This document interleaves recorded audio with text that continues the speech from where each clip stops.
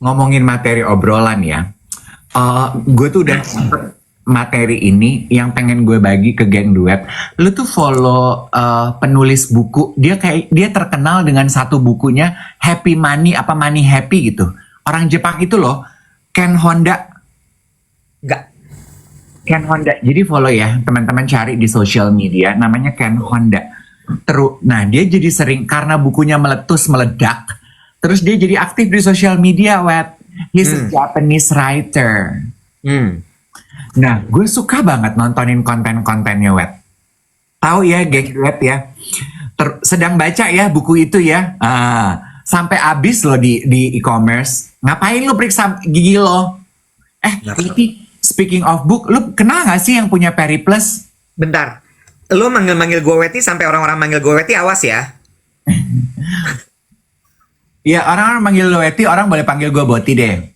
Gak mau gue. Botak. Ya. Terus? Ken Honda, bukan KN. K-E-N. Gak tahu gue. Enggak, ada yang nanya KN, bukan Ken. K-E-N. Nah, dia bikin konten 7 most common money personality types. Nah, ini aku mau bahas. Jadi ada 7 jenis personality berhubungan dengan uang. Oke? Menurut dia. 7 knowing which one are you akan membantu apakah kepribadian lo itu helping or hurting our financial state. Oke. Yang satu, number 1, compulsive saver. Jadi lu tuh senengnya nabung aja. Kalau terima duit tuh lu jaga aja. Nah, sarannya si Ken Honda itu, money is meant to flow, not just to sit still. Jadi spend it wisely. When you spend it, do it happily. Oke. Terus ada jenis kedua, compulsive spender. Oke. Ya. Ini yang berlawanan nih. Ya. Ya. Jadi lu begitu terima duit, bawaannya gatel aja gitu. Pengen buru-buru spending. Padahal nggak perlu, tapi lihat diskon, lihat barang. Kayaknya langsung pengen ini, ngorek-ngorek. Aduh, apa ya wishlist gue. Gatel aja pengen buang duit. Ya. Advice-nya si Ken bilang, balance fun with some financial caution. Oke. Itu kalau yang si compulsive spender. Yes. Oke. Yang ketiga, compulsive money maker. Jadi cuman seneng bikin duit aja. Dipakai enggak, disimpan enggak? Iya. Dan nggak even mikirin. Jadi kenikmatannya dia, hubungan dia dengan uang adalah only in making. Jadi ada orang yang kenikmatannya nyimpen, compulsive. Ada yang kenikmatannya mengenai uang, spending. Ada yang kenikmatannya mengenai uang, feelingnya associated in making doang. Dia nggak even mikirin, Wet, kalau udah terima duitnya diapain ya. Oke. Jadi compulsive money maker. Sarannya si Ken untuk compulsive money maker, happiness isn't tied to a dollar sign. Banyak sebetulnya dalam dunia ini yang bisa evoking happiness, not only just making money. Oke. Terus yang keempat, indifference to money. Jadi kayak bingung gitu. Kadang lu suka punya uang, kadang lu suka spending uang, kadang lu suka making money, kadang lu nggak suka. Tapi lu selalu mengeluh, kok gue nggak pernah punya uang ya. Nah si Ken tuh bilang, lah gimana lu bisa punya uang? Money is energy. You didn't even attract money because you are indifference to money. Jadi dia mengajak lu tuh sebaiknya bertanya, hubungan lu sama duit tuh apa? Ignoring too long will lead to trouble missing money. Jadi saking lu khawatirnya nggak punya duit, ya udah, lo nggak akan, you will miss the opportunity of making money. Oke. Terus ada juga tipe warrior. Jadi yang selalu khawatir, kayaknya gue warrior deh. Selalu khawatir karena money, si Ken bilang money is a tool and should not be a source of fear. Kalau memang lo masuk ke dalam kategori warrior, jangan treat uang sebagai sumber ketakutan lo. Jadi punya duit dia takut, nggak punya duit dia takut. Lagi kerja dia takut, nggak punya kerjaan dia takut. Jadi warrior aja mengenai duit. Ada juga hippie. Lu kayaknya hippie ya? Kenapa tuh? Hippie itu ya frugal aja gitu. Ya ada duit happy, nggak ada duit happy, lagi kerja happy, nggak punya kerjaan happy, pegang duit happy, nggak punya duit happy, lu giving happy, terima happy, happy aja gitu, nggak peduli aja gitu. Cenderung borderline nggak peduli sama duit. Oke, terus? Kata si Ken untuk yang masuk ke dalam kategori hippie, find balance in your finance so it will give you more freedom. Yang terakhir, jangan bosen, the giver. Ngasih aja bawaannya. Memang itu tie in emotionnya dia dengan duit. Buat mereka yang masuk dalam kategori giver adalah duit itu diterima untuk dikasih. Pertanyaan.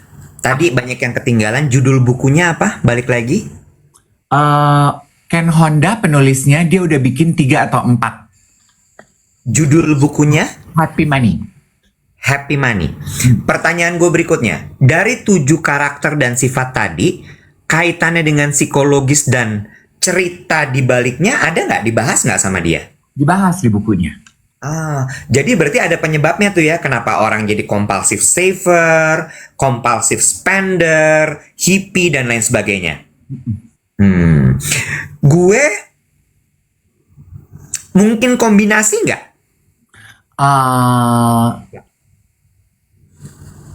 Kenapa kalau sama lu selalu susah ya? Nggak. Gue merasa bahwa gue adalah kombinasi antara compulsive money maker sama compulsive spender. Spender. Nomor 2, gue itu happy ketika gue making money, dan gue happy, kepuasan gue itu adalah ketika apa yang gue buat menghasilkan uang. Itu gue happy. Tapi gak pernah gue pikirin tuh berapa angkanya. Asal kejual, asal menghasilkan uang, gue happy. Makanya gue bilang kayaknya lu hippie deh.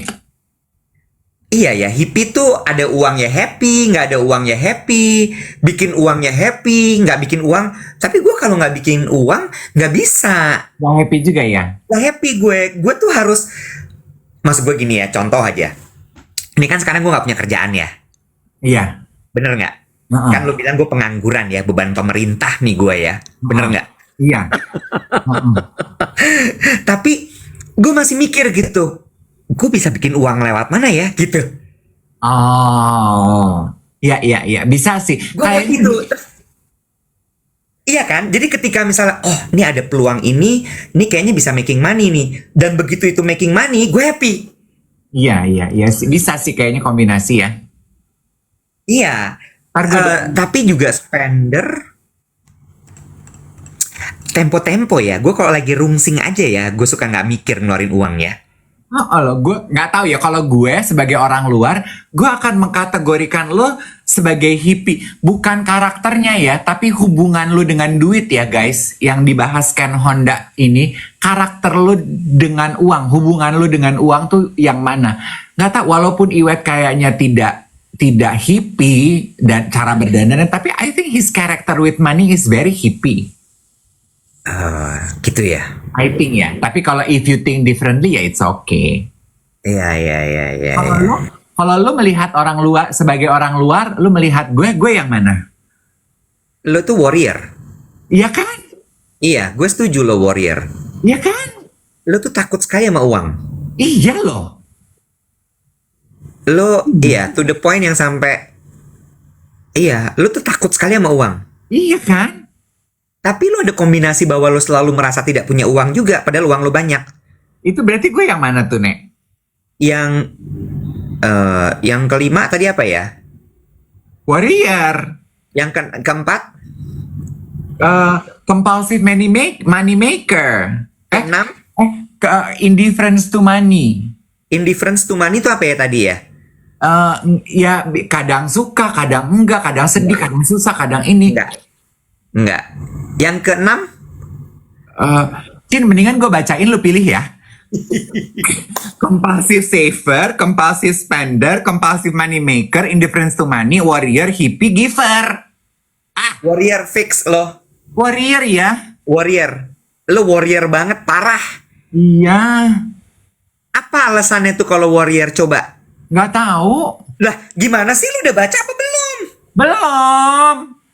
Gue lagi pesen. Gue baca kontennya. Gue tuh baru follow si Ken Honda ini. Karena dia suka bikin reels, Iwet. Dia suka ngasih, apa tuh namanya, inspirational talks gitu. Terus karena dia meletus sebagai seorang penulis, kayaknya dia tuh di-push sama timnya dia untuk bikin konten. Jadi dia sering bikin konten-konten inspirasional gitu, Nek. Nah, terus gue lihat konten gue yang pertama terpapar tuh ini. Gue gini, ih asik banget nih, gitu. Coba sekarang kita tanya ya. Kan suka ada tuh yang ngomong gini, apaan sih nih live ngomong berdua doang, nggak melibatkan kita penontonnya. Oke, sekarang gue libatkan nih penontonnya. 4.000 orang yang lagi nonton. Kalian tipe yang mana, guys? Apakah tadi yang pertama itu compulsive saver, compulsive spender, compulsive money maker, lalu kemudian indifference with money, lalu kemudian yang kelima adalah Warrior. yang keenam adalah hippie, yang ketujuh giver. Yang mana nih? Hippie, warrior. Warrior banyak loh, Bo. Saver, giver. Giver tuh banyak loh ternyata. Nah, gue punya, oke, kita kasih kesempatan teman-teman menjawab dulu ya. Sih, rata-rata warrior loh. Balance antara warrior sama giver. Ya, beberapa compulsive saver. Enggak, saver enggak banyak. Hippie banyak kesebut juga. Hippie ya? Hippie banyak, giver banyak, warrior banyak. Oke. Saver sama spender sama money maker enggak banyak keluar. Mungkin karena kita negara berkembang kali ya, Wet. Jadi kita masih merasa susah cari duit, iya nggak? Iya. Hah? Iya. Iya. Iya kan? Iya. Iya. Iya, benar. Nanya ya sekarang ya, nyambung sama warrior tadi. Lu sebel nggak sih sama orang yang suka memberikan fakta-fakta yang kemudian memupuskan harapan orang-orang? Dalam arti, Misal nih ya, hadirlah nih gue nih di tengah-tengah obrolan ini. Terus gue bilang gini, tahun depan akan lebih susah lagi loh nyari uang.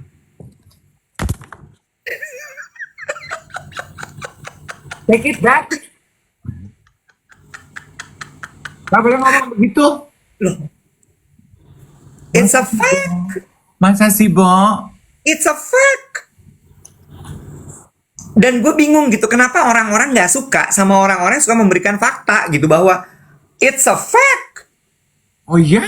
Tuh kan? Gimana nggak kita jadi warrior? Kita langsung mendapatkan justifikasi loh, Primus. Sekarang gue primus. Oke deh, Jihan. Jihan? Lah, primus kan kawin sama Jihan. Jihan Fahira. Oh iya, Deng. Iya kan? Oh iya bener, lupa. Bener nggak? Oh iya. Oh iya, tahun depan lebih susah lagi. Bo, it's not going to be an easy year. Not yet. Oh ya. Ya. Oh, nah, Iwet gitu ya. Tanpa fakta-fakta ini aja, kita tuh kan kita kan negara Indonesia masih negara berkembang, benar apa enggak? Iya. We grew up emang worrying about money. Plus ya, menurut gue, kita juga mendapatkan doktrinasi dari orang tua kita. I don't know about orang tua lo ya, gue nggak mau generalisasi. Kalau orang tua gue tuh masih yang gini loh, Wet. Mau beli apa lagi, Dave? Kamu pikir mama ngambil uang dari bulu ketek gitu? Iya. Gue selalu mikir mak gue uangnya dari bulu ketek. Gini, cari duit. Iya kan? Orang gitu. Emangnya uang tumbuh di pohon gitu. Emangnya hujan duit gitu. Jadi gue tuh selalu asosiasi cari duit itu susah. Menurut gue ya, harus ada orang Indonesia yang membuat soal money habit ini tapi based on Indonesian people. Ya kan? Karena yang tadi itu kan orang Jepang yang nulis ya. Iya. Jepang tuh negara maju loh. Nah, Bener nggak? Iya. Jadi maksud gue iya gitu ya, kebanyakan orang. Tapi ini orang di dunia belahan mana nih? Iya nggak? Karena Iya. untuk orang-orang negara berkembang seperti kita, karena gini loh, di negara maju seperti Jepang, jaminan sosial untuk masyarakat itu sangat tinggi. Insurance, terus kemudian sekolah, terus apalagi kesehatan, bener nggak? Sehingga apa? Membuat mereka hubungannya dengan uang tuh lebih nggak kayak kita yang, aduh ntar kalau misalnya sakit gue uangnya dari mana ya? Aduh gue punya BPJS tapi kalau misalnya gue pakai BPJS nanti lama banget ngurusnya, you Iya. know? Tapi ya sebetulnya ya, kalau Ken Honda, si Ken ini di bukunya dia itu netral loh. Dia itu nggak menggiring. Kalau kita di Jepang gimana? Dia cuma memaparkan ini tipe-tipe hubungan orang dengan duit. Ya. Gitu. Iya, iya. Tapi betul kita nggak bisa pukul rata. Dan benar apa kata Iwet, kalau ada yang mau nulis dan research lebih dalam mengenai kenapa orang Indonesia rata-rata warrior, itu that would be interesting. That would make an interesting talk, don't you think? Iya. Ya itu tadi maksud gue balik lagi gitu ya. Ya kita masyarakat kita tuh kan masalahnya memang masih memenuhi kebutuhan dasar dulu. Jadi nggak ada waktu buat bikin survei-survei beginian. Oh. Lo ngerti nggak? Kalau mereka kan karena udah mapan, udah steady, jadi mereka punya keleluasaan untuk memikirkan hal-hal lain gitu. Make sense. Ya kan? Iya. Gitu. Cuma balik lagi nih. Hidup kita tuh jangan diisi sama narasi lah, pakai data aja gitu. Jadi jangan terlalu takut dengan narasi-narasi yang bilang kalau tahun depan akan lebih sulit. Data aja. Begitu ngelihat data emang takut beneran. Udah deh gak usah mainan data. Gak usah mainan data. No.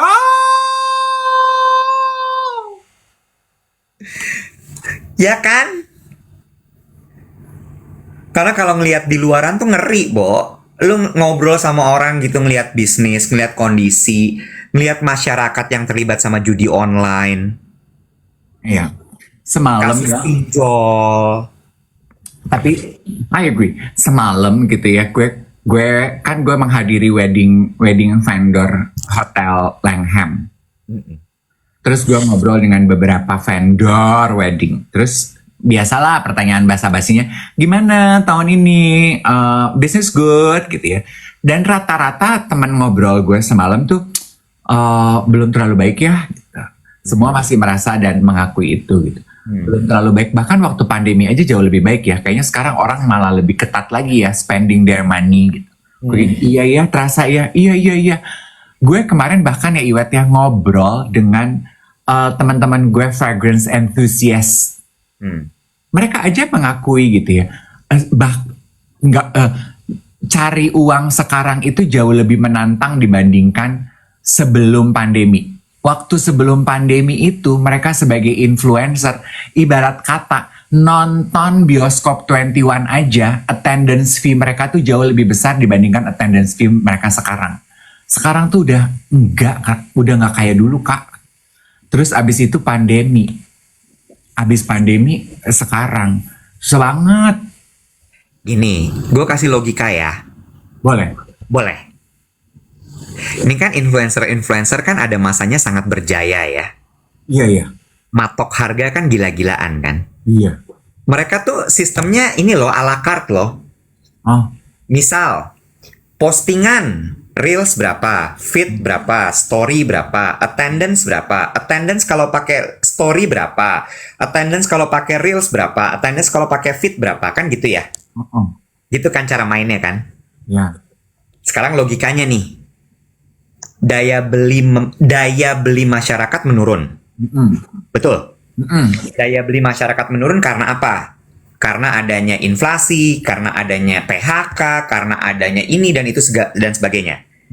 Kalau daya beli masyarakat turun, artinya produsen barang, brand, jualannya turun nggak? Turun Turun kan? Nah, sumber pembayaran untuk influencer-influencer tuh dari biaya apa? Ya jualan barang. Nah, biaya marketing. Biaya marketing biasanya diambil dari jualan barangnya.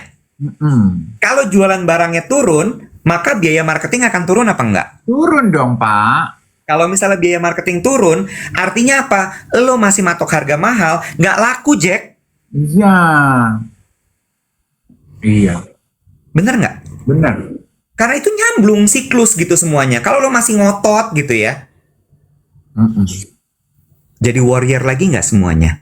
Lu tuh ya, ini jempol kaki gue tuh udah gini nih, clenching my thumb gitu. Baru lu mau ngajak gue untuk jangan jadi warrior money. Tapi yang lo lakukan kepada gue itu opposite attract kayak Debbie Gibson. Tau gak lo lagu Debbie Gibson? Gue tuh kalau di meeting weekly tuh kayak gitu tuh. Gue ngasih fakta di depan terus semua orang gini, anjing nih orang nggak ada optimisnya acan. Loh, karena kalau misalnya kayak gitu kan lo harus mikir dong. Gimana caranya gue cari uang? Bener nggak? Nah, ini Iwet si compulsive money maker nih. Itu. Iya, Gue tuh happy gitu ketika kalau ada problem gitu, terus gue nemuin, gue akan nyari peluang di sini nih. Dan ketika itu menghasilkan, gue happy banget. berarti lu udah compulsive money maker aja deh, Nek. Iya. Ya? Gue seneng tuh bikin uang tuh. Seneng gue. Iya, ya udah lu itu ya. Udah. Ada yang bilang gini, stres denger Iwet. Iya, makanya gue nggak disukain. Ada yang meralat. Opposite attract ternyata Paula Abdul. Ih, lu salah. Ada. Itu Ada yang bilang liar, darling, liar. emang sekali-sekali kudu liar, darling, biar kita tuh Iya. Dan namanya juga hidup, darling. This is life. You have to understand, darling. sama ya Iwet ya. One thing mengenai our education system. Iya. Ini selalu gue omongin tiap kali ngomongin duit. Karena kita di sekolah itu kita nggak diajarin loh, Wet. Zaman kita ya. Emang kita diajarin how to spend our money? Enggak. Ya kan? Kita tuh cuman dibombardir dengan kenapa perlu sekolah supaya kerja? Kenapa harus kerja untuk bikin duit? Setelah duitnya diterima, kita diajarin nggak? Enggak. Mesti diapain sama tuh duit? Iya. Kagak. Yang ada begitu kita terima duit, kita keder. Iya. Kita belajar sendiri. Learning by doing. Iya. Some are doing too much, some are doing nothing. Yes. Iya kan? Yes. Yes. Gue jadi keinget sama si Hanum. Bo, Hanum itu anaknya SMP kelas 1 kalau gue nggak salah. Namanya Mika. Oh, Lu tau apa yang dia lakukan? apa? Sakingku dianya tuh begitu apa ya, istilah bukan trauma tapi kayak nggak mau terulang gitu masalah megang uang tuh harus ngapain. Heeh. Anaknya diajarin financial planner dari kelas 5 SD. Ih bagus loh itu. Suruh les. Ih bagus loh itu. Ya, terus abis itu anaknya udah paham dong kalau punya uang harus diapain kan? Bener nggak? Bener kan? Terus abis itu jadi dia tahu, oh gue kalau punya uang lebih baik uang itu gue puter daripada gue tabung. Ya, wirausaha. Either wirausaha atau ditaruh reksadana, investasi gitu-gitu. Dia udah tahu tuh. Oh, kalau investasi karena gue masih gini, jadi karena nggak ada yang tahu, jadi jangan saham, reksadana aja, apa-apa. Dapatlah dia uang THR. Ya, dikasih ke ibunya. Mami, aku punya uang THR. Tolong mami puterin uang ini. Dia kasih tahu tuh, download aplikasi ini, masukin uang aku. Terus aku mau beli apa gitu, misalnya PS gitu. Aku mau beli PS dari uang ini. Aku udah hitung dalam sekian bulan aku akan bisa menghasilkan uang segini. Tolong ya mami, karena dia belum bisa dong, masih di bawah umur. Oke. Maminya lupa, Bo. Terus anaknya udah nanya, Mami, uang aku udah berapa sekarang? Maminya gini, monyet gimana? Itu ibarat gini ya, sama kayak kita orang tua pegang smartphone. Iya. Yang dipegang udah smartphone, kitanya kagak smart. Iya. Nah, itu si Hanum ngedidik anak smart, Hanumnya kagak smart. Jadi lagi gini, duh udah berapa ya uangnya harusnya ya? Aduh gimana ya ini? Ya kan? Bener nggak tuh? Analoginya sama kan? Sama.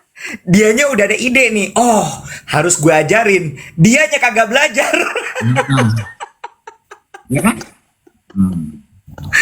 Bubar rencana. Gitu. Kita lanjutin besok ya guys, aku belum mandi. Kenapa? Oh, udah jam 8. Oke.